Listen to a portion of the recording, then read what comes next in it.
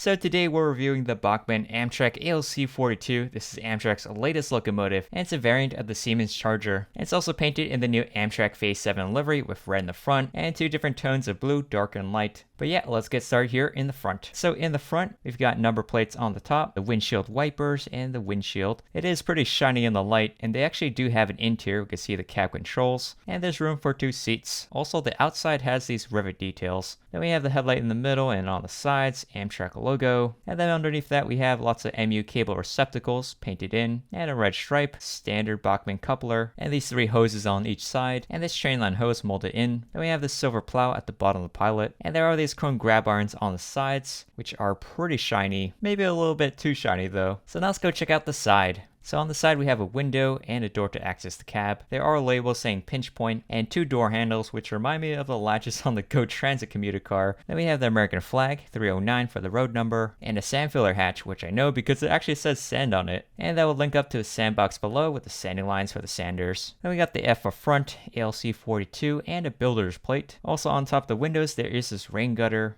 It's a nice little detail. And we also have the side view mirror, which is on both sides. And here's how it looks like from behind. And then at the bottom here we have this hole. Interesting enough, it's completely hollow, so you can see through to the other side. It's not exactly prototypical, but I guess they needed it for some movement in the truck, which is actually pretty well detailed. So the hanging bits aren't attached to the bogie. Very nice molded in detail. And there are holes in the wheels, just like the real thing. And there's a ladder for the cab. Then on top we have this vent here, and it's interesting that they painted these 2 parts red over the white stripe, which is actually a prototypical. And here we have some molded in details, and the Amtrak travel mark logo, a vent at the top, and this much larger one here. Then we have this white curving stripe dividing up the blues, and below we have this silver section. I'm not sure what's it called, but if you do, let me know down in the comments. And then here we have the rest of the fuel tank at the bottom, painted in gray and slants on the sides. Then we have the radiator section. It has this big X and rivets around the frame. And what surprised me was this is actually made of a plastic window, and they sort of painted the lines on top of it. It actually looks pretty fine, it just glares in the light though. And the inside is kind of like an optical illusion, it's just a flat piece of paper. Compare that with real life, you can actually see the 3-dimensional box inside. Then on the bottom we have some more details, like danger, diesel fuel, no smoking, fuel cutoff switch, and the fuel fill, flammable logo. And in the back we have some more stuff, which I'm not sure about. Then here's the rear truck, and on top we have 2 vents. The road number 309, 2 grab irons, some molded in detail, the battery box at the bottom with some labels, and a syrup step. There also is a sanding line hanging underneath. And now let's go check out the back. So on top we have the twin lights, then the doorway, door handle, Amtrak logo, and the window, which you can't see anything inside. Then we have some grab irons on the sides, both horizontal and vertical, and they are separately applied pieces, not molded in. Then we have a pair of marker lights, platform, MU cable receptacles, air hoses, grab irons, ladders on the sides, and even a small pilot, so definitely well detailed. Alright, now let's go check out the other side. So on this side we have these 2 vents that kind of spread apart, and another one on the roof corner. Then further along this part at the bottom is different. And then towards the front end we have an additional panel here, and this vent, and whatever this little detail is. Alright, now let's go check out the roof. So in the front you can see the curving of the head, and then we have this box on top, maybe it's like an air conditioner. I do like that they painted it a separate color, and you can see the molded in detail, very nice. Then we have some antennas, they look like they're facing backwards. And then we have the horn. Now at first it looked kind of weird to me, usually horns they have like a hole at the end, right? But these ones have a ball shape. Jeremy actually told me that these are mesh cones and they keep insects from getting in the horn, and apparently Amtrak uses this, so that was pretty interesting to learn about. Then we have these silver panel sections here. Then in the center we have holes for the exhaust, and then in the back we have some radiator fans on top. It is pretty cool they made it see-through. Then in the back we have 2 more antennas and 2 roof vents of different sizes, and these little bumps. Alright, now let's go check out the underside. So in the front we have the coupler box, sandboxes on the sides, and it is good when you move the truck, it doesn't touch the sanding lines at all. Then we have 2 screw holes to open up the shell, another 2 in the back. Here's the Bachmann logo and the speaker, which this one is a DCC sound model, so there is sound included, which is one thing I didn't like about this Bachmann model. You have to buy the DCC sound version, there is no DC silent, so it does cost a lot more. And here this box is asymmetrical, and there's a hole around the truck so you can see a little bit inside. Alright, now it's compared to the Athearn Amtrak P42, which the ALC-42 is replacing the P42. These two locomotives have very different styles. The Siemens look a lot more sleek and modern looking with streamlined appearance, while the GE is built more like a brick. It's very angular and boxy, so it's kind of like a tank. And even if you compare the cab heights, the Genesis is much taller than the Chargers, which is lower, and the wheels are special with holes in it, while the P42 has normal looking wheels. And in terms of length, they're pretty similar, but the Siemens is a tad bit longer. Now the Athearn model is quite heavy, feels like a brick, just like a real locomotive, while the Bachmann is much lighter, feels a bit more hollow inside, and easier to handle. And an interesting thing about the back section is opposite to the front, the Charger has a higher door than the P42s. It also looks like they made the numbers really huge for visibility. And in terms of height, they are practically the same, just the P42 is a little bit taller because of that middle bump.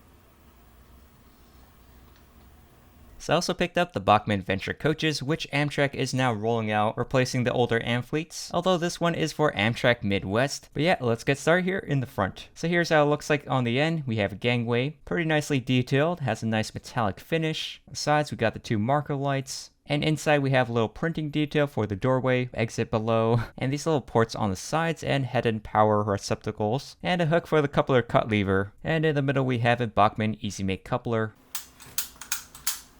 And the gangway accordions are molded in, they don't move. And in the corner we have a stirrup step. Then we have a grab iron on the top, and this is the A end. Next up we have a doorway with no window, little bits of molded in details. Then we have some white stripes going along the sides, blue in the middle, red stripe at the bottom. Definitely looks pretty cool, and for Amtrak Midwest, they have a special blue dot transition, and apparently it's called the halftone. Then down here we have the car number, little bits of detail. And here we have the truck, which is pretty cool looking, very nicely detailed. And I like that these parts are separate from the bogie. Alright, so moving along, here we can see the inside of the windows now. It does come with an interior with all these seating, and in the center there are some tables. And some windows have a vertical divider, probably for emergency exits. And there are these boxes here at the bottom, nice molded in detail, it's all painted silver. It has a row of indents at the top. And then further along there is another box on this side. And there also are these little fins at the ends, triangle bit there, and then here's the other end. And apparently this red thing is an emergency door release, which is right here, so it's coach class and it has a window, as well as this pull-out step at the bottom. Then we have the B end, it's pretty much the same thing. And here's how it looks like on the other side. Now I did notice on the end window there is this LED display. Apparently that's on both sides. And on this side the doors have switched positions, but the bottom is pretty much symmetrical. But now let's go check out the roof. So here's how it looks like on the top. On the ends we have these little holes which pop out the front. There's fluting across, and here's the roof vents, pretty nicely detailed. And then next up we have some roof antennas, most likely for the Wi-Fi and cellular networks. And here's the other end. Definitely has a nice metallic finish to it. Now these two ends are actually different. On the A end there is a slot, while the B end is filled in. So you can put a screwdriver into the slot and open it up so you can take off the cover. And inside you'll see two switches. They're marked 1 and 2 for the marker lights on the ends.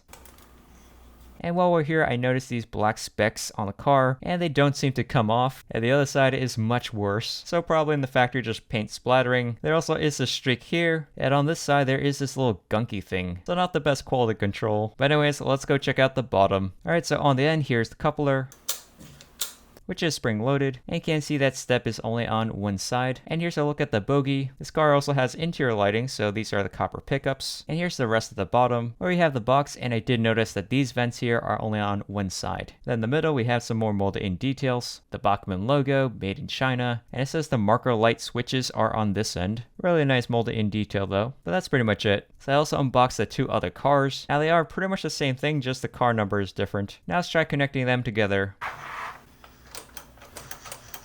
Now there is a huge gap between the gangways, which is probably unrealistic. If it was real life, it would be really dangerous. So Bachmann included these close couplers. So basically just go on the bottom, hold the coupler box down, and then pull. And then add in the new coupler.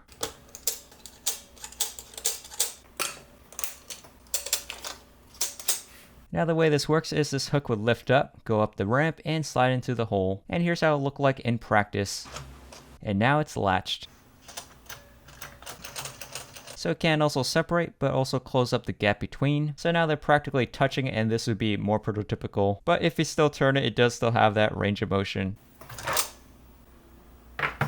Now this is also made by Bachmann, the Amtrak Amfleet 1, which the Venture coaches are replacing, but it is a Bachmann Silver series, which is cheaper but less detailed. For example, if you look at the ends, the Amfleet marker lights are painted in, while the Venture coaches use actual lights. They also have more printing detail, the head and power parts are painted, but they didn't do that on the Silver series. And also if you look at the bogie, it's literally a giant box. These parts should not be connected, so yeah, it's very unrealistic. Compare that with the Venture coaches, you can see they did make all these parts separately, and it is pretty well detailed. And if you compare the underside, you can see the Amfleet, there's just barren land in the middle. Compare that with the Venture coaches, which is fully made. Now the Amfleet does have a movable gangway, but it's just one solid piece. While the Venture coaches, it doesn't move, but it looks a lot more realistic with these accordion grooves. Here you can see the difference side by side, and also the Amfleet doesn't have the bottom stirrup step. And in terms of height, the Venture coaches are a lot taller than the Amfleets. But yeah, that's pretty much it for our comparisons, and now let's go run this thing.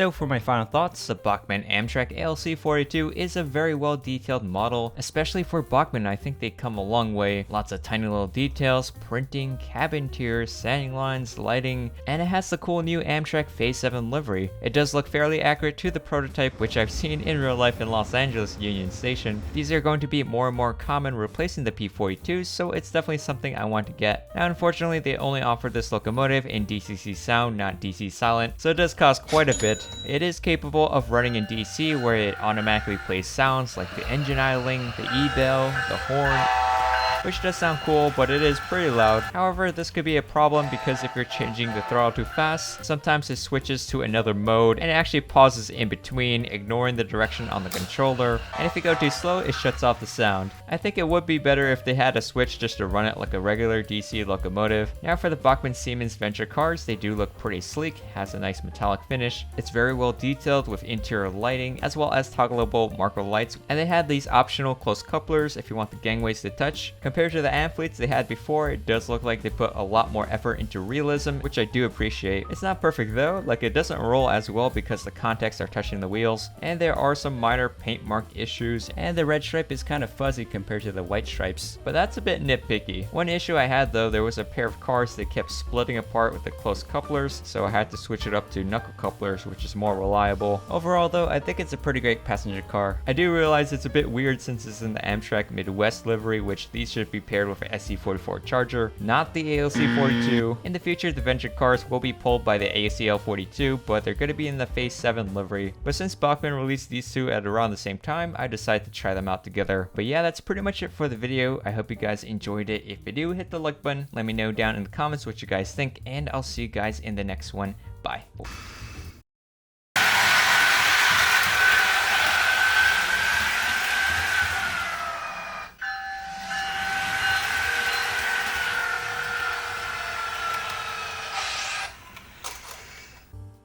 So I also want to replace some of my couplers on my Kato Superliners since this plastic is really easy to break off, and it happened more than once. So I got the Kato Kadee coupler adapter, which they offer.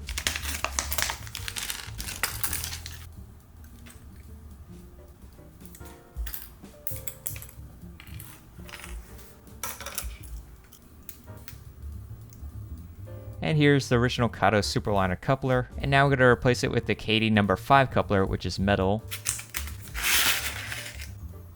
So here are the couplers. We only need this metal piece, and then combine it with the arm so it makes this.